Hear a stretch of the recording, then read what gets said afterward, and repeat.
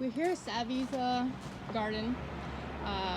This is his Desert King. You can see it's huge. It's the biggest out of all his trees. He's doing air layers on top of it.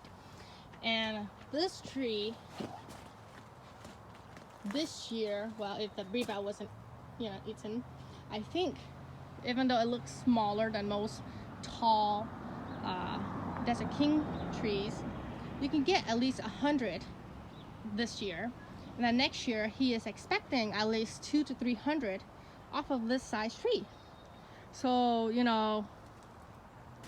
don't have to grow big trees. You got to start training them when they're young to keep them compact. And he put these things on it to prevent the birds, the rats from eating it.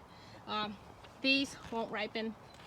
It's just, But like I said, his brevet crop this year was severely damaged from birds.